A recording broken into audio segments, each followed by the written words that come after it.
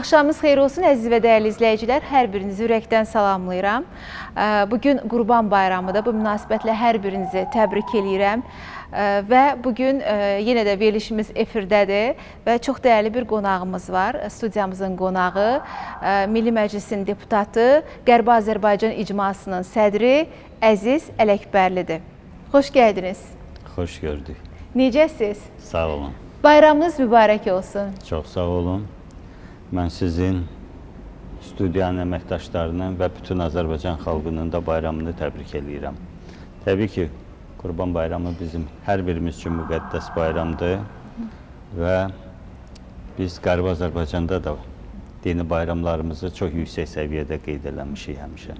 Bir müddət öncə Facebookda, sosial şəbəkələrdə nə zaman baxırdınsa, hər kəs öz vəsiqəsini nümayiş etdirirdi və orada sizin imzanız və sizin təsdiqiniz hər yerdə öz əksini tapırdı.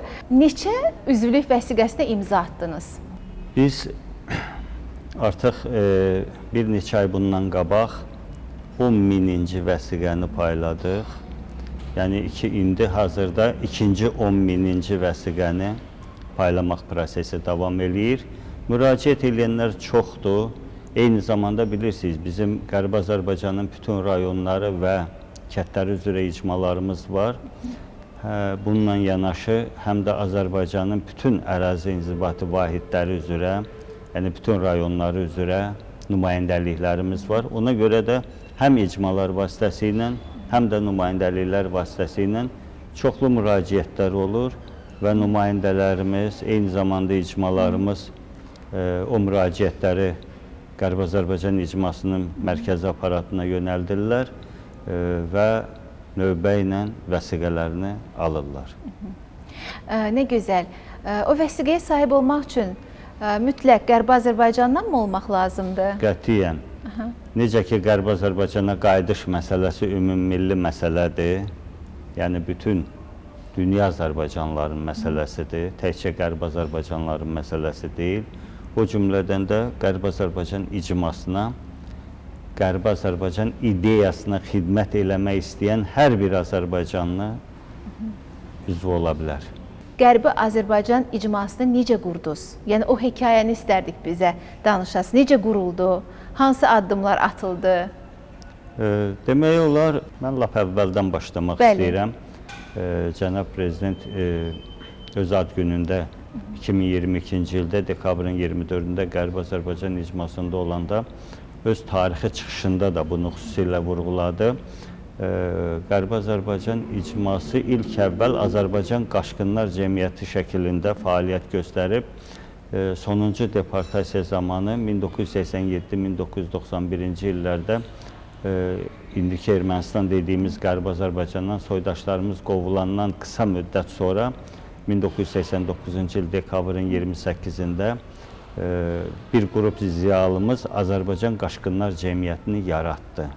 Və bu Qaçqınlar Cəmiyyəti 2022-ci ilə qədər fəaliyyətini davam elətdirdi.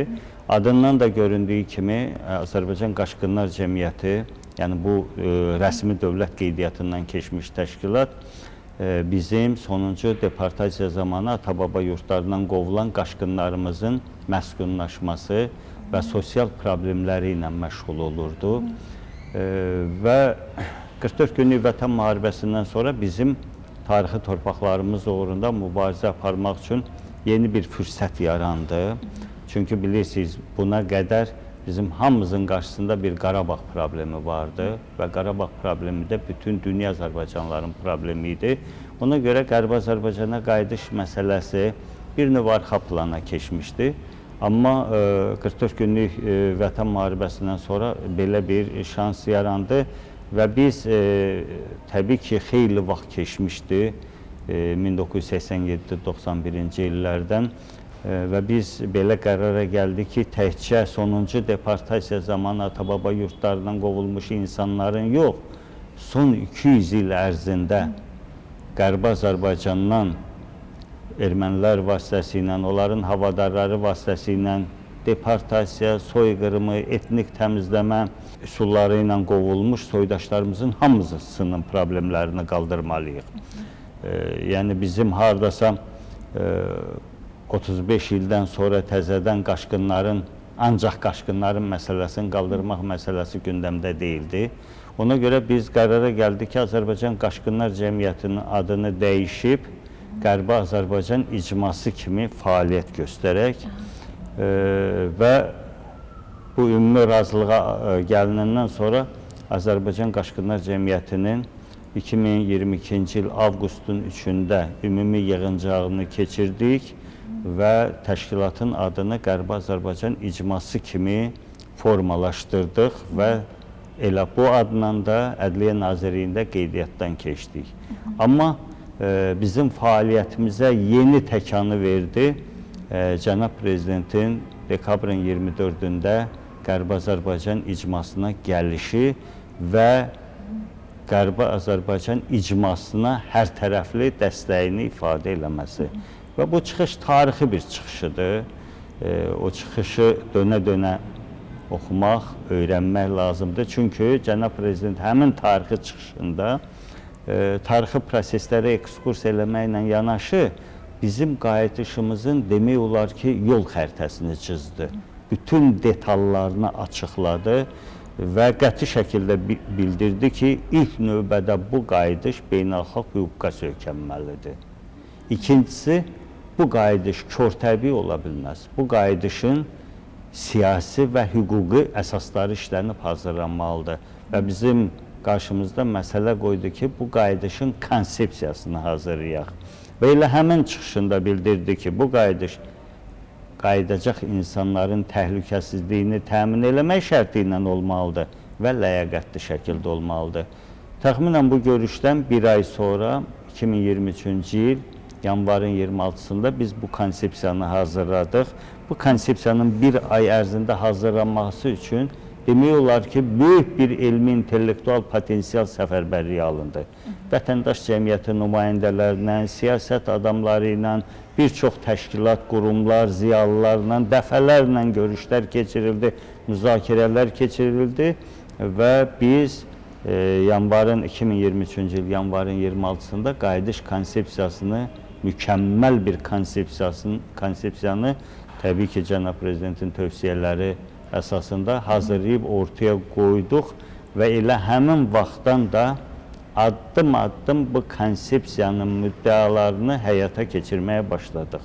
Biz qayıdışımızın bütün detallarını həmin konsepsiyada vermişik və insanlarımızın təhlükəsizlik məsələsi də qayıtdıqdan sonra həmin ərazilərdə reabilitasiya, reinteqrasiya məsələləri, mülkiyyət hüquqları, vətəndaş hüquqları, bunların hamısı burada öz əksini tapıb. Eyni zamanda beynəlxalq təşkilatların, beynəlxalq güclərin öhdəsinə düşən vəzifələr, eyni zamanda Ermənistan hakimiyyətinin üzərinə düşən vəzifələr, bunlar hamısı həmin qayıdış konsepsiyasında öz əksini tapıbdır. Əgər nəzər salsaq, unutduğumuz və itirdiyimiz mədəni miraslara nələri itirmişik, nələri unutmuşuq Qərbi Azərbaycanda? Qərbi Azərbaycan son qarışına qədər Azərbaycanlıların tarixi vətəni olub. Son qarışına qədər Azərbaycanın tarixi torpaqları olub. Və əcdadlarımız min illər boyu burada çox zəngin mədəni irs yaradıblar. Yəni 200 il bundan qabaq ermənilər ora köçürülənə qədər orada mövcud olan bütün mədəni irs soydaşlarımıza məxsus olubdur, Azərbaycan xalqına məxsus olub. İstəyir İslama qədər ki dövr mədəni irsimiz, istəyir İslam dövrü mədəni irsimiz, bunlar hamısı bizim əcdadlarımızın mədəni irsi olmaqla yanaşı eyni zamanda ümumi Azərbaycan mədəni irsinin tərkib hissəsidir. Yəni bəziləri Qərbi Azərbaycan deyəndə əlahiddə bir region başa düşürlər. Qərbi Azərbaycan əlahiddə bir region deyil. Qərbi Azərbaycan ümumi Azərbaycan etnomədəni sisteminin tərkib hissəsidir. Yəni Azərbaycanın başqa bölgələrində hansı adət-ənənələr olubsa, Qərbi Azərbaycanda da o olubdur. Və millətimizin hansı xüsusiyyətləri varsa, eyni zamanda o ərazidəki soydaşlarımıza da aid olubdur. Amma təbii ki, hər bir regionun özünün regional xüsusiyyətləri də var, əlavələri də var. Bu baxımından təbii ki, Qərbi Azərbaycandakı soydaşlarımızın mədəni irsinə də bu yöndən baxmaq olar. Həm onların adət-ənənəsi, deyimləri, folkloru, bunlar hamısı ümumi Azərbaycan mədəniyyətinin tərkib hissəsi olmaqla yanaşı özəl xüsusiyyətlərə də, regional xüsusiyyətlərə də malikdir. Təbii ki, bu 200 il ərzində ki, bilirsiniz, bu tarixi çox xırdalamaq vaxtımızı çox aparar.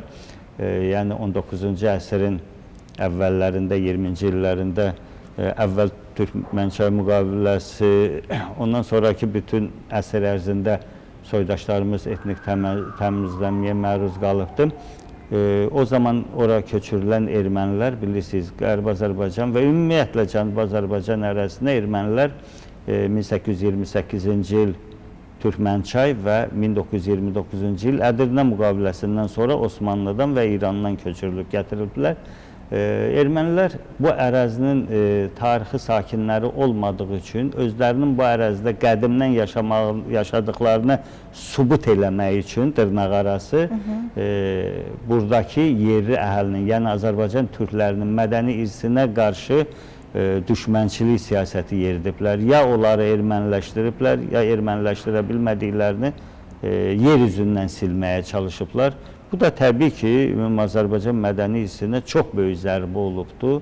Amma təbii ki, soydaşlarımız sonuncu deportasiyaya qədər bu ərazidə yaşadılar və istər tarixi mənbələr əsasında, istər insanlarımızın yaddaşı əsasında biz o mədəni irsin özünü bütün əzəməti ilə bərpa eləmə imkanına malikik bugün. Və Qərbi Azərbaycan icmasında da bu istiqamətdə çox ciddi və sistemli iş görülür və biz bu işin nəticələrini zaman-zaman xalqımıza açıqlayacağıq və dünya ictimaiyyəti də bilməlidir ki, bugünkü Ermənistanda yaşayan özlərinə dövlət, tarixdə ilk erməni dövləti yaratmaq şansı yaradan ermənilərin bu əraziyə heç bir bağlılığı yoxdur. Əziz müəllim, siz qayıdış planından danışırsınız. Mənə maraqlıdır ki, xalqın ən çox nəyə ehtiyacı var bu qayıdış planına əsasən? Sonuncu deportasiyadan, hələ mən əvvəlki dövrü demirəm, sonuncu deportasiyadan bizi 37 il ayırsa da, o insanlar heç vaxt ata-baba yurtlarına qayıtmaq fikrindən daşınmayıblar. Yəni bizim millət bütövlükdə torpağa bağlı millətdir, vətənə bağlı millətdir. O cümlədən də Qərbi Azərbaycanlılar. Bundan əlavə bilirsiniz, sonuncu deportasiya zamanı gələn insanların bir hissəsi dünyasını dəyişsə də, onların böyük bir hissəsi bu gün də həyatdadır və onların elə birini tapmaq mümkün deyil ki, onun babası, nənəsi ya erkən dünyasını dəyişən övladı, yəni bunların orada məzarı olmasın. Yəni bu xatirələr hamısı yaddaşdadır, bu yara heç vaxt sağala bilməz. İnsan necə ola bilər ki, orada ata-baba qəbrini yaddan çıxarsın, evini yaddan çıxarsın, həyətini yaddan çıxarsın, mühitini yaddan çıxarsın. Yəni bu insanlar bu gün sağdırlar və onlar o torpaqlara qayıtmaq üçün hər şeylərindən keçməyə hazırdılar. Ona görə də Qərbi Azərbaycan icması olaraq bizim ən böyük uğurumuz ilkin olaraq ondan ibarət oldu ki, biz insanlarımızın geriyə qayıtmaqla bağlı itirməkdə olduqları ümidləri olaraq qaytardıq. Artıq bu gün o insanların heç biri şübhə eləmir ki, onlar öz ata-baba yurtlarına qayıda biləcəklər. Təbii ki, bunun başqa əsasları da var. Bu ümidi qaytarmaq ən böyük səbəb Cənab Prezidentin həmin tarixi çıxışı idi və Cənab Prezident o çıxışında qəti şəkildə bildirdi ki, bu sizin beynəlxalq haqqa söykənən hüququmuzdur. Bu insanlar, biz Qərbi Azərbaycanlılar mütləq o tarixi torpaqlarımıza qayıtmalıyıq və çıxışını belə bir vurğu ilə də yekunlaşdı ki, hər bir Qərbi Azərbaycanlı ilk növbədə buna inanmalıdır. İnam qayıdışın yarısı deməkdir. İnanmalıdır, amma bu inamla da kifayətlənməyib, qayıdış yolunda çalışmalıdır, işləməlidir, fəaliyyət göstərməlidir. Bu cənab prezidentin tarixi çıxışıdır və bizim hər birimizin beyninə həkk olunmuş çıxışıdır və bu gün insanlarımız qətiyyən şübhə eləmirlər, o torpaqlara qayıdacaqlar. Çünki həm də bu qətiyyətli qayıdış anonsu sıradan bir prezident tərəfindən verilməmişdi. Bəli. Deyən və dediyini eləyən bir prezident tərəfindən deyilmişdi və biz bunu Qarabağ məsələsində də gördük. Əziz müəllim, siz bayaqları dediniz, az öncə qeyd elədiniz ki, elə bir insan yoxdur ki, yəni Qərbi Azərbaycanda olan xatirələrini unutsun, o xatirələrlə yaşamasın, o həyatı unutsun. Gerçəkdən bu belədir. Yəni mən də bir Qərbi Azərbaycanlı olaraq bilirəm ki, nə qədər böyük xatirələrimiz var. Və istərdim ki, siz də o nümayəndələrdən biri olaraq nəyi daha çox xatırlayırsınız, nəyi daha çox, nə üçün daha çox darıxmısınız? Məsələn, yenidən qayıdış inşallah olduğu zaman ilk hansı addım atacaqsınız? Təbii ki, mən o torpaqlardan çıxanda o qədər də kiçik deyildim, 28 yaşım vardı. Və kifayət qədər xatirələrim də var, o ərazini də tanıyıram. Mənim ən çox yadımdan çıxmayan, deməli, hər səhər bizdə günəş, bizdə bir Kotan dağı deyilən bir qara rəhli dağımız vardı. Vedibasar mahalı elə bir ərazidir ki, onun tən yarısı aran hissəyə düşür, tən yarısı dağlıq hissəyə düşür. Bizim mahallarımızın əksəriyyəti belədir. Bu da tarixi ənənədən irəli gəlir. Həm aranı, həm dağı olubdur mahallarımızın. Və dağlıq hissədən Kotan dağının arxasından hər səhər günəş doğardı və kəndimizin başının üstündən keçib axşam Ağrıdağın arxasında batardı. Ağrıdağ bizimlə üzbəyüzüdür, Ağrıdağın ətəyində idi. Araz çayından sonra Türkiyə ərazisinə düşür Ağrı dağı və çox maraqlıdır. Günəş Ağrı dağın arxasında batmağa gedəndə Ağrı dağın kölgəsi yeriyərdi mahalın üstünə. Artıq gözümüzün qabağında həmin kölgə yeriyərdi və çox maraqlıdır, Kotan dağına doğru günəş çıxdığı həmin Kotan dağına doğru Ağrı dağın kölgəsi yeriyərdi və çox qəribədir, günəş batmağa meyllənəndə artıq bir qızartı çökərdi və o kölgə Kotan dağının arxasına keçəndə günəş də Ağrı dağının arxasında batardı. Yəni bu bir unikal mənzərə idi. Dağlarımız çox gözəldir, yaylaqlarımız çox gözəldir. Dəmir yol xətti bizim kəndin içindən keçərdi, belə deyək, kənarından, ətrafında evlər yerləşərdi. Bizdən İrəvan şəhərinə 35 kilometrdir. Yəni biz rahatca gündə bir neçə dəfə də gedib gələ bilərdik İrəvan şəhərinə. Çox gözəl bir ərazi idi. Bir tərəfdə başımızın üstündə Ağrı dağı və çox maraqlı bir sizə məqam da deyim. Bizdə 3 istiqamətdə külək əsərdi. Biz külək deməzdik, yel deyərdik. Şərur tərəfdən əsəndə şəril yeli deyərdik, isti yel əsərdi. İrəvan tərəfdən əsəndə ələyəzdən əsir deyərdik. Alagöz dağı tərəfdən əsərdi. 4 haça başlı Alagöz dağı vardı.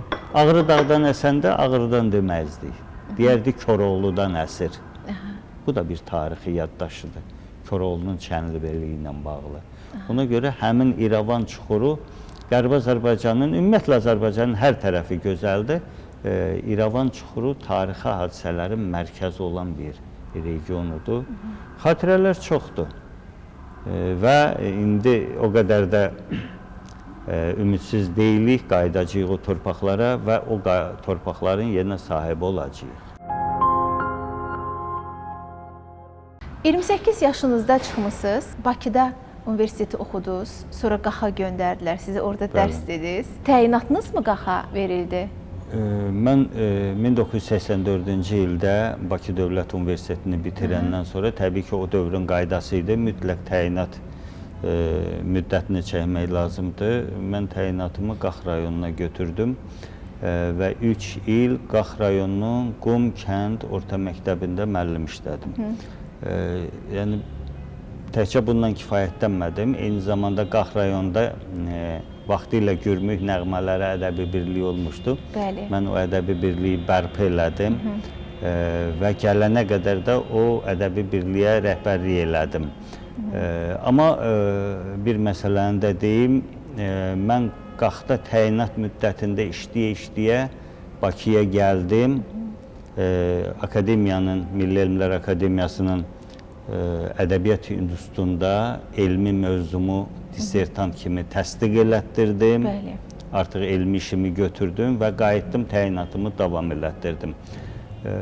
Təyinat müddətini bitirəndən sonra Bakıya qayıtmaq o vaxt qeyri-mümkün idi. Bakı bağlı şəhəridir. Bəli. Bakıya gəlib qeydiyyata düşmək qeyri-mümkün idi. Və təbii ki, mən valideynlərimlə yaşayırdım və valideynlərim də kətdə idi. Mən evin kiçiyi olmuşam. Bizdə adətdə evin kiçiyi valideynlərin yanında qalar. Bəli. Biz 3 qardaşdıq. Qardaşlarım evlənmişdi. Hərəsinin öz evi vardı və mən atamla anamın yanında qalırdım və mən qayıtdım.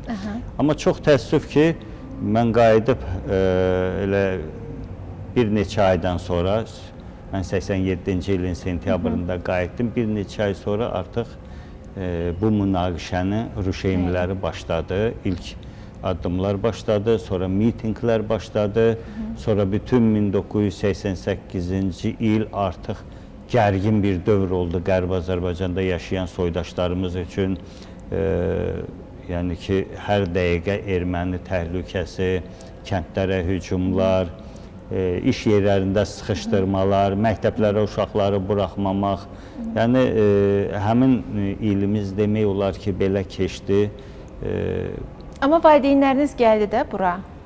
1988-ci il deportasiyası zamanı mənim ailəmdə, qohumlarda, kəndçilərimizdə hamısı sonuncu deportasiya zamanı payızda artıq kəndi tərk etmək məcburiyyətində qaldılar.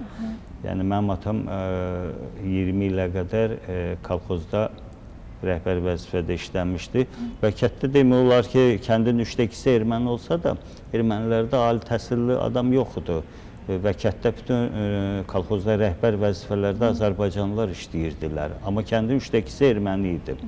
Amma təbii ki, o prosesi bilirsiniz, hər yanda sıxışdırmalar gedirdi, artıq iş yerlərindən çıxarırdılar, məktəbə buraxmırdılar, mağazaya buraxmırdılar. Yəni, kəndin, belə demək olarsa, 4 tərəfi də erməni kəndlərindən əhatə olunmuşdu və artıq təzyiqlər getdikcə artırdı və payızda, artıq noyabr ayında demək olar ki, sonuncu adama qədər dövlət səviyyəsində təzyiqlə çıxartdılar. Bir təsəvvür eləyin ki, 200-dən artıq insan qətlə yetirildi.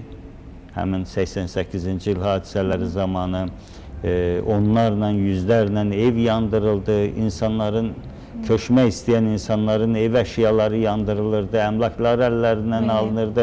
Hətta bəzi bölgələrimiz oldu ki, onlar erməni mühasirəsindən xilas ola bilmirdilər və hərbi maşınlarla, tanklarla, BTR-lərlə onları sərhəd zolağı ilə xilas eləyib Azərbaycana daşımaq mümkün oldu. Bəzi bölgələrimizdə, misal üçün, Dərələyəzdən vertolyotlarla, Naxçıvandan gedən vertolyotlarla onları çıxartmaq mümkün oldu. Bəzi bölgələrdə dağlarla insanlar o qışın soyuğunda, noyabr bilirsiniz, Qərbi Azərbaycan soyuq bir bölgədir. Bir İrəvan çuxuruna çıxmaq şərti ilə əksəriyyəti dağlıq hissədir və insanlar çox böyük çətinliklə dağ yolları ilə, o qarlı dağlarla, meşələrlə xilas olmağa nail oldular.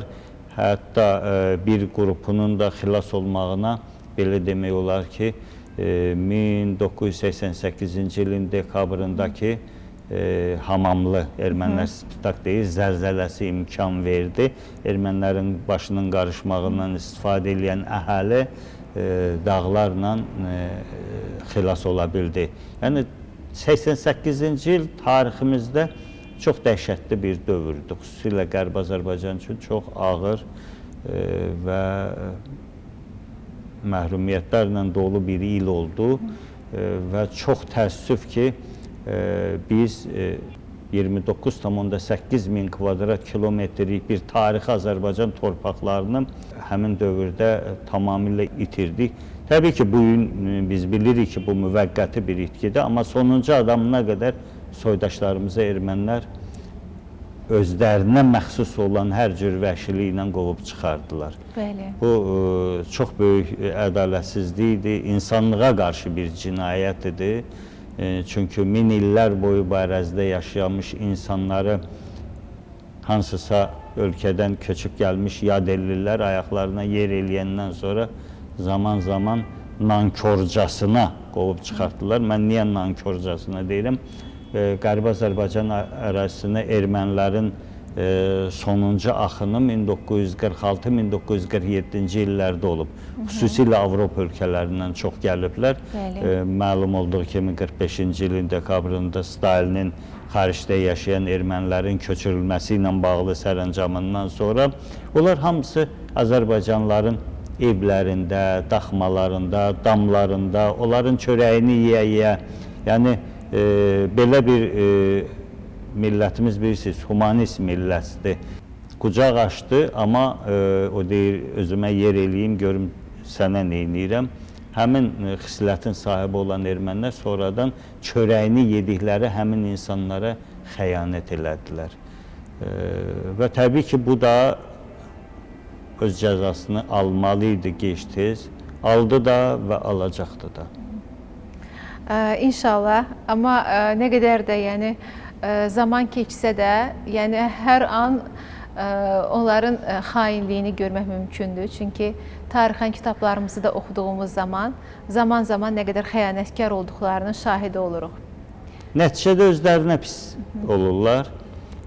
Çünki bilirsiniz, regionda yaşayan bütün xalqlarla düşmən olub, həmin regionda yaşamaq olmaz axı. Ataların bir məsəli var, qonşun pislik köşk qutar.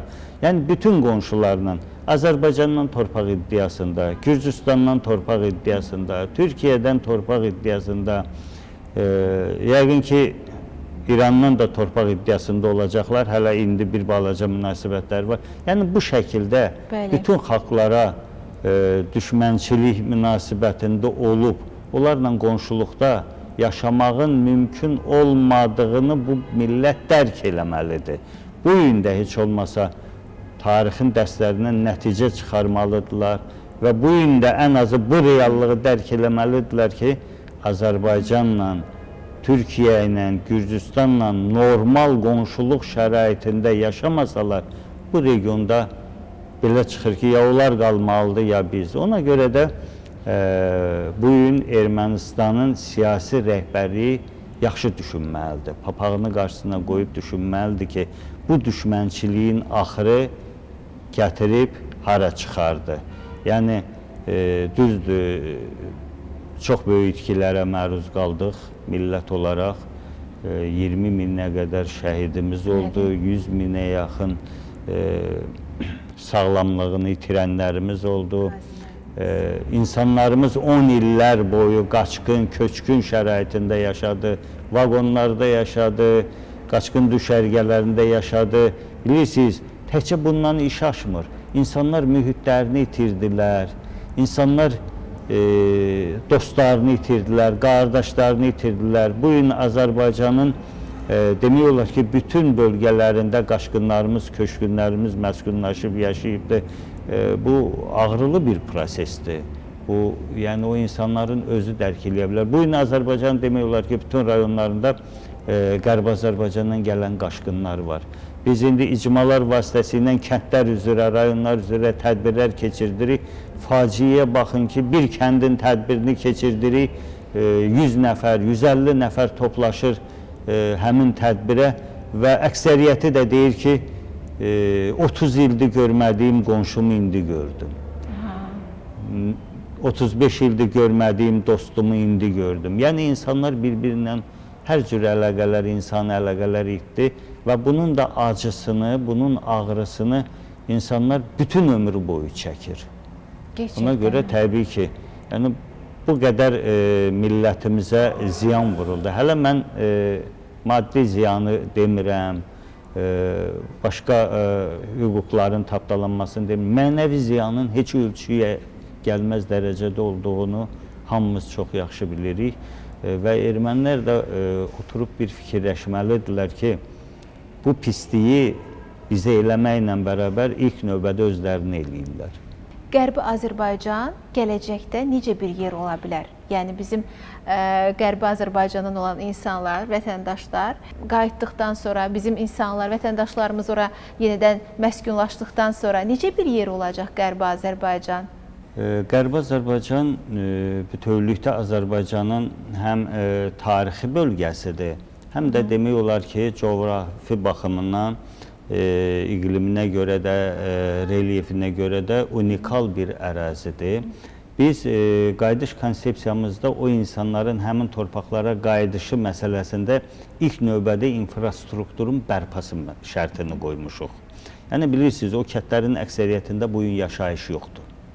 Yəni Ermənistanda əhali daha çox şəhərə və şəhər ətrafına toplaşıbdır. Bizim tərk eləmək məcburiyyətində qaldığımız bölgələrin əksəriyyətində kəndlərdə yaşayış yoxdur. Demək, infrastruktur da tamam dağıdılıbdır. Təbii ki, insanlarımız ora qayıtmaq üçün ilk növbədə həmin infrastruktur bərpa olunmalıdır. Bundan əlavə biz erməniləri 200 il ərzində kifayət qədər tanımışıq. Yəni 200 il ərzində bu ermənilər necə olubsa, bundan sonra da o şəkildə olacaq. Bunu biz bir dəfəlik dərk eləməliyik. Tarixin dərsi var qarşımızda və buna görə də biz insanlarımızı, ora qayıdan insanlarımızı ermənilərin insafına buraxa bilmərik. Yəni ora qayıdan insanlar bir də bu faciəni yaşamamalıdırlar. Ona görə biz o insanların qayıtmamışdan qabaq həmin coğrafiyada təhlükəsizliyinin təmin olunmasını şərt kimi qoymuşuq konsepsiyamızda və bu təhlükəsizlik necə təmin oluna bilər? Təbii ki, Qərbi Azərbaycan icmasının etibar elədiyi dövlətin zəmanəti ilə qayıda bilər. Yəni həmin icmanın etibar elədiyi dövlətin orada yaratmış olduğu təhlükəsizlik şəraitində bizim qaçqınlarımız həmin əraziyə qayıda bilər. Qayıdandan sonra təbii ki, Ermənistan rəhbərliyinin üzərinə öhdəliklər düşür. O insanların sosial problemləri, həyat şəraitinin yaxşılaşdırılması, çünki onun günahkarı indiki Ermənistan dövlətidir. Onların mülkiyyət hüquqları, çünki onların mülkləri ermənilər tərəfindən əvəzi ödənilmədən zəbt olunub və yaxud evlər qəsb olunubdur. Bunların hamısı ödənilmək şərti ilə və onların Ermənistanın bütün dövlət strukturunda bərabər şəkildə, erməni vətəndaşlarının bərabər şəkildə iştirakının təmin olunması şərti ilə. Bütün bu şərtlər öz əksini tapacaqdır. Qərbi Azərbaycan qaçqınlarının indiki Ermənistan ərazisinə, Qərbi Azərbaycana qayıdışı bizdən çox ermənilərin, erməni xalqının özünə lazımdır. Nəyə görə? Əgər bu regionda sülh, əmin-amanlıq istənirsə, təbii ki, birgə yaşayış məsələsi gündəmə gəlməlidir. Birgə yaşayış o deməkdir ki, bilirsiniz, 44 günlük müharibədən sonra Cənab Prezident müraciət elədi ki, Azərbaycan vətəndaşlığını qəbul eləyən hər bir köhlü şəkildə əvvəllər, yəni 1990-cı ilə qədər Qarabağda yaşamış ermənilər, təbii ki, onlar da tarixin hansı bir mərhələsindəsə həmin əraziyə köçürülüb, Azərbaycan vətəndaşlığını qəbul eləyib, qalıb yaşaya bilərlər. Ermənilər bunu istəmədilər. Könüllü şəkildə özləri tərk eləyib getdilər. Bunu da niyə tərk eləyib getdilər? Çünki bu 30 il ərzində Azərbaycana qarşı, Azərbaycan xalqına və dövlətinə qarşı demək olar ki, mütləq əksəriyyətinin ya dövləti cinayəti var, ya hərbi cinayəti var. Və bu cinayətin cəzasını alacaqlarından qorxub getdilər. Biz nə qədər onları saxlamaq istəsək də onlar qalmaq istəmədilər. Çünki bildilər ki, bu qədər cinayətlərin hamısının bədəli olacaqdır. Amma Ermənistandan çıxan Azərbaycanlılar, Qərbi Azərbaycandan çıxan Azərbaycanlıların heç birinin Erməni dövlətinə və Ermənistana qarşı dövləti ya hərbi cinayəti olmayıbdır. Yəni ona görə biz rahatlıqla öz ata-baba torpaqlarımıza qayıtmağa hazırıq. Və üstəlik bunun başqa səbəbi də var. Ermənilər çox yaxşı bilir ki, bu ərazilər onların ata-baba yurtları deyil. Onlar necə ki 200 il əvvəl gəlib burada məskunlaşıblar, buradan da gedib hardasa məskunlaşa bilərlər çox asanlığına. Amma Qərbi Azərbaycan ərazisi, indiki Ermənistan ərazisi bizim ata-babalarımızın 1000 illər boyu tarixi vətəni olubdur. Tarixi bəlgələr kifayət qədər ortadadır. Ermənilər nə qədər yalan desələr də, nə qədər saxtakarlıq eləsələr də, dünya insanını nə qədər yalanları ilə inandırmağa çalışsalar da, faktlar ortadadır. Mən heç uzağa getmirəm. İç Oğuz coğrafiyası haradır? İç Oğuz coğrafiyası indiki Qərbi Azərbaycan və Naxçıvan əraziləridir. Və bura hətta 1000 il bundan qabaq, 1500 il bundan qabaq Oğuzların yurdu olubdur. Siz bir gözünüzün qabağına gətirin Dədə Qorqud dastanını, Arqubelə Aladağ, yəni Arqubelə Arığı dağı, Ağrı dağı, oradan qalxır Alagöz dağı, oradan enir Altuntaq dərə çiçək, oradan enir Gökçə dəniz, oradan gəlir Qaradərə Zəngəzur, oradan gəlir Əlincə qalası və yenə sürməli Ağrı dağının ətəyi.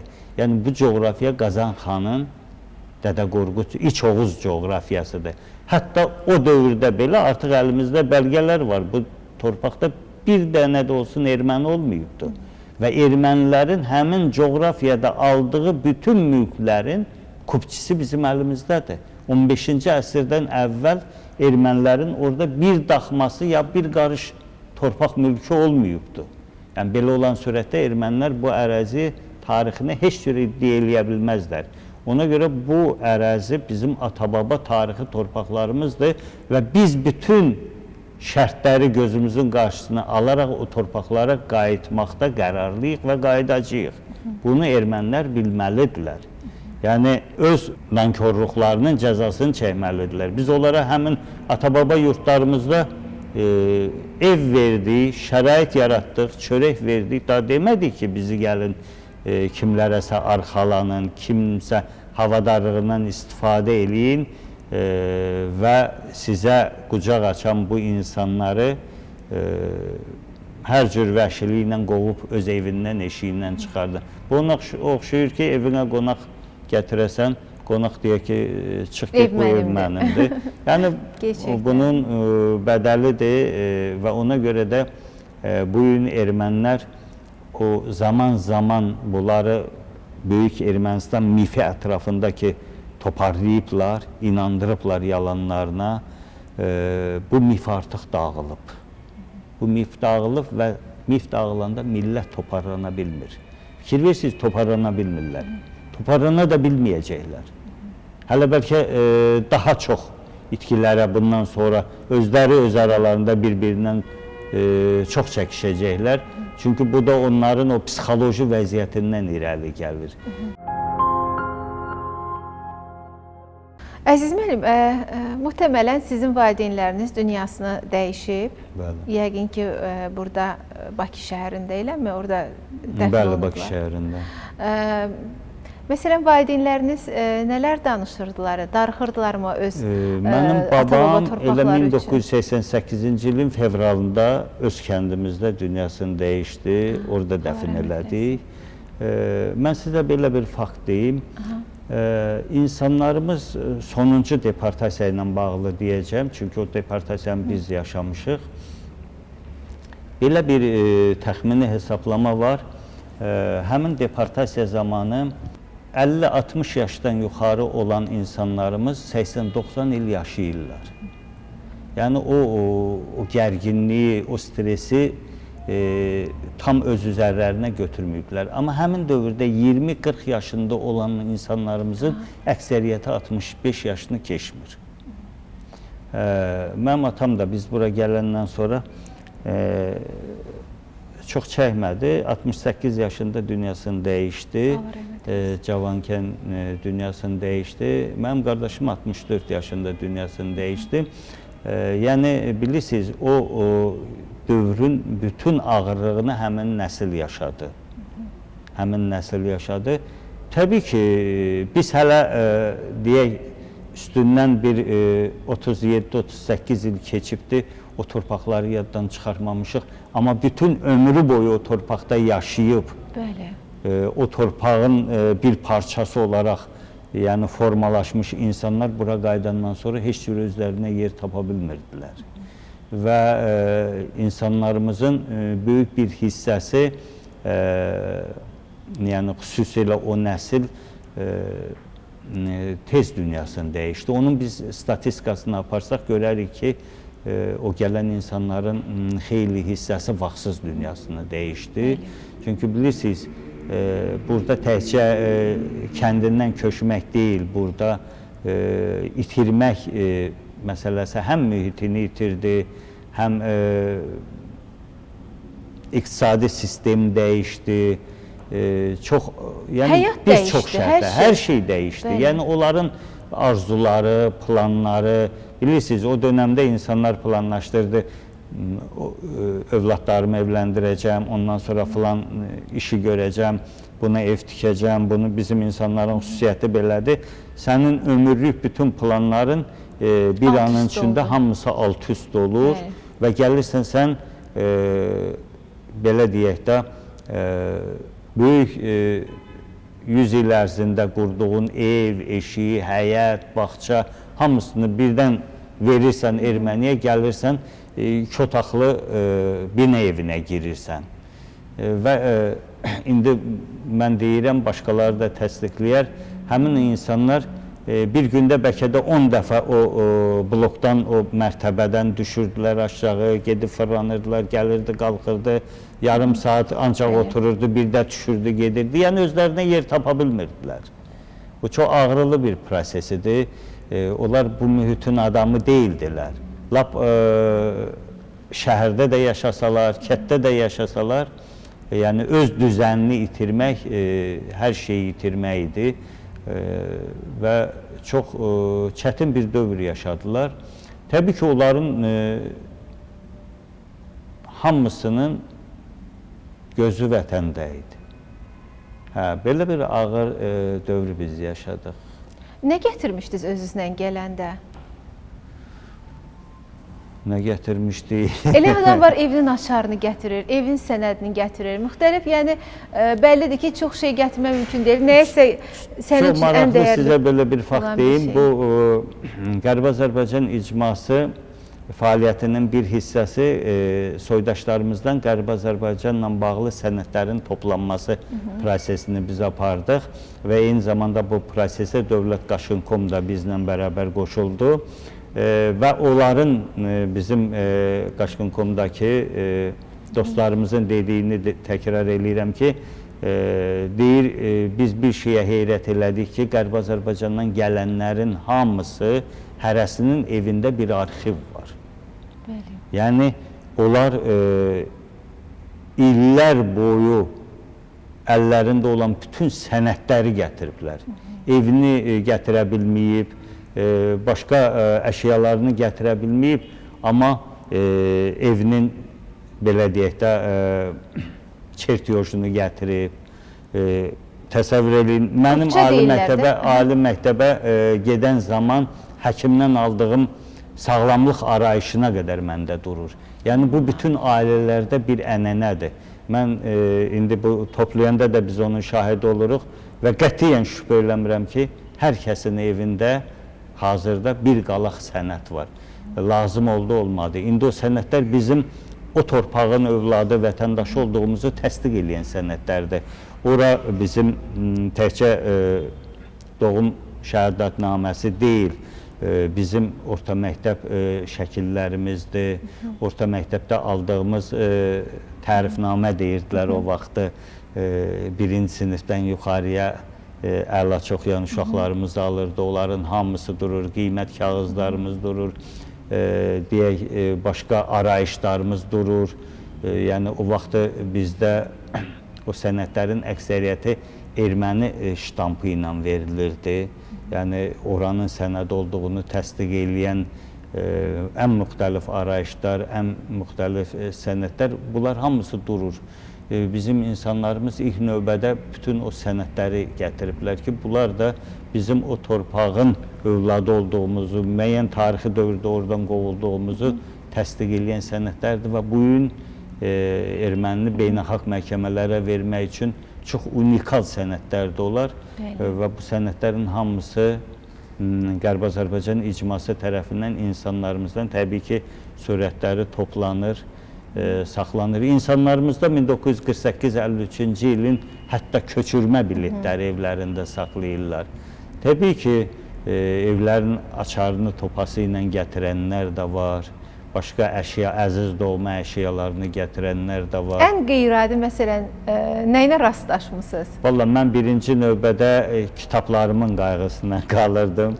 Çünki bilirsiniz, o vaxtda hər kəsin bir kitabxana yaratma hobbisi vardı. Hər bir evdə kitabxana vardı. Biz o kitabları gətirdik, sənədlərimizi gətirdik. Yəni bilirsiniz, bəlkə daha çox şey gətirmək olardı. Elə bir vəziyyət yaranmışdı, insanların böyük bir hissəsi canını qurtarırdı. Yəni nə ev gözündə idi, nə əşya gözündə idi. Hamısını töküb gəlməyə belə hazır idilər ki, uşaqları zərər çəkməsin, yəni qadınları zərər çəkməsin, övladları zərər çəkməsin. Amma bu demək deyil, o insanlar asanlıqla oradan çıxdılar. 1988-ci ilin fevralından noyabrına, dekabrına qədər hər gün o kəndlərdə keşik çəkilirdi. Tonqallar qalanırdı, çünki ermənilər gecələr hücum çəkirdilər Azərbaycan məhlələrinə. İnsanlar bellə, yabayla, bəzi evlərdə təhlüləli tüfəklər var idi. Bir-iki tüfəng olurdu. O tüfəklərlə səhərə qədər erməni məhəllələrinin qarşısını və yaxud kəndin girişi və çıxışını səhərə qədər keşik çəkirdilər ki, kəndə hücum olmasın. Yəni çox ağrılı, artıq noyabr ayında dayanmaq mümkün deyildi. O da bir tarixi prosesidir. Artıq Ermənistan dövlət səviyyəsində tapşırıq verilmişdi ki, 10 günün içində bütün Azərbaycanlılar çıxarılmalıdır və rayonların polis rəisləri, prokurorları, o vaxtda birinci raykom katibləri idi. Bunların rəhbərliyi altında kəndlərə erməni saqqallıları yeridilirdi və o kəndləri məcbur edilirdi ki, Azərbaycanlılar tərk eləsinlər. Yəni, belə bir tarixi dövrdür. Çox çətin bir dövr idi, əziz müəllim. Mən xatırlayıram ki, bir gün bir alma ağacımız var idi. Orada konfet alması deyirdilər. Bilmirəm, orada xüsusi belə alma növləri, ümumiyyətlə meyvələr o qədər dadlı olurdu ki, orada çox fərqli bir dada malik idilər. Bir gün oturmuşduq, nənəmiz bizə deyirdi ki, bir də Allah bir nəsib olacaqmı ki, biz bir də belə ağacın altında oturaq, bu anları yaxşı yadımızda saxlayın falan. Biz də balaca uşaqlar idi. Deyirdik ki, görəsən bu nə deməkdir? Yəni anlamırdıq, dərk eləmirdik. Amma siz danışdıqca mənim gözümün önünə gəlir ki, onlar demək ki, hazırlaşırmışlar da. Yəni qarşılaşdıqları o çətinliklərlə, sıxışdırılmalarla, hücumlarla üzləşirmişlər, amma bizə bildirmirmişlər. Yəni biz balaca uşaq idik, dərk eləmirdik. Ona görə də hər an gözləyirlər ki, nəsə bir təhlükə baş verə bilər, nəsə bir təhlükə yaşana bilər. Yenidən o dövrlərə qayıtdım. Xatirələri deyirsiniz, biz bu gün özündə belə peyk görüntüləri ilə kəndlərimizə, evlərimizə baxırıq, həyətlərimizə baxırıq. Şəxsən öz həyətimizi, evimizi deyirəm, təsəvvür edin, heç bir dəyişiklik yoxdur. Yəni inkişaf yoxdur. Necə qoyub gəlmişik, eləcə də durur. Amma ən azı dağıtmayıblar da, yerindədir. Təbii ki, evimiz yerindədir. İndi o cür xatırlatdınız alma ağacını. Təbii ki, evimizin qarşısında hansı ağac vardı, hansı üzüm, biz talvar demirdik, üzüm tarması deyirdik. Yəni hansı bizdə Verdibasar torpağı çox zəngin idi və bizdə çox zəngin meyvə növləri var idi.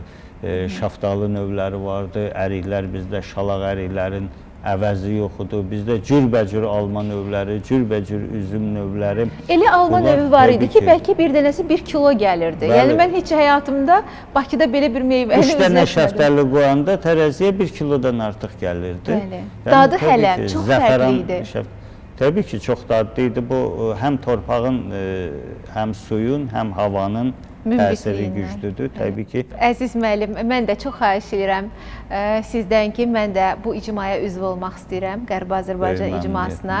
təbii Necə müraciət eləmək olar, onu istərdim ki, elə efirdən söyləyək. Arzusunda olanlar da, yəni onun qaydasını öyrənsinlər sizdən. Mən əvvəldə də sənədlər dedim, lazımdır? təbii ki, deməli, Qərbi Azərbaycandan olanlar öz mənsub olduqları kənd və yaxud rayon icması vasitəsilə, çünki bizim hər kənd üzrə icmamız var, icma Bəli. sədrimiz var və rayon icma sədrləri var. Onlar vasitəsilə müraciət edə bilərlər.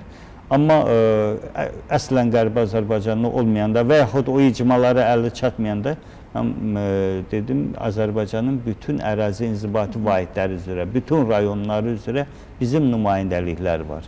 Yəni, Bakıya gəlmədən də, əgər Qaxda yaşayırsa, Qax rayonu üzrə bizim nümayəndəliyimiz var və o nümayəndəliklərin hər birinin həmin rayonlarda ofisləri var. Və o ofislərə, o nümayəndələrə müraciət edə bilər və lazım olunan sənədi təqdim edə bilər və onlardan da həmin vəsiqələri ala bilər. Yəni, həmin nümayəndəliklər bizə müraciət edəcəkdir. Biz vəsiqəni hazırlayıb nümayəndəliyə göndərəcəyik və onlar da Bakıya gəlmədən həmin nümayəndəlikdən vəsiqələri ala bilərlər. Və yaxud da ki, üçüncü bir yol, Qərbi Azərbaycan icmasının aparatına müraciət edə bilərlər. Şəhərin mərkəzində yerləşirik və orada onları qarşılayacaqlar. Biz bütün həftəni və hər gün bazar gününə çıxmaq şərti ilə icmada fəaliyyətimizi davam elətdiririk. Qərbi Azərbaycan icmasının binası hər bir Azərbaycanlının, tək Qərbi Azərbaycanlının yox, hər bir Azərbaycanlının ocağıdır, ideya mərkəzidir. İstənilən vaxt müraciət edə bilərlər, istənilən vaxt tədbirlərimizdə iştirak edə bilərlər. Bizim rayonlar üzrə tədbirlərimiz davam edir. Bu yaxında biz Qaxda, Zaqatalada, Naftalanda rayon icra hakimiyyətlərindən bir yerdə tədbirlərimizi keçirdik. Bu günlərdə bizim planlaşdırılıb, nəzərdə tutulub, artıq hazırlıq işləri başa çatdırılıb. Xaçmaz rayonunda, Quba rayonunda, Şabran rayonunda Qərbi Azərbaycan icmasının rayon icra hakimiyyətlərindən bir yerdə tədbirləri keçiriləcəkdir. O rayonların hər birində də bizim nümayəndəliklərimiz fəaliyyət göstərir. Çox sağ olun, təşəkkür edirəm. Əziz müəllim, bilirəm ki, sizin işləriniz çoxdur. Çox adamın dilindən düşmürsünüz. Hamı əziz müəllim deyir. Xətriniz əzizdir. Sağ olun. Yaxşı ki, varsınız və sizə uğurlar arzulayırıq. Çox sağ olun ki, bugün zaman tapıb bizim studiyamıza gəldiniz. Dəvət elədiyiniz üçün sizə çox təşəkkür edirəm. Sağ olun. Çox sağ olun, çox sağ olun. Əziz və dəyərli izləyicilər, diqqətinizə görə sizə minnətdarıq.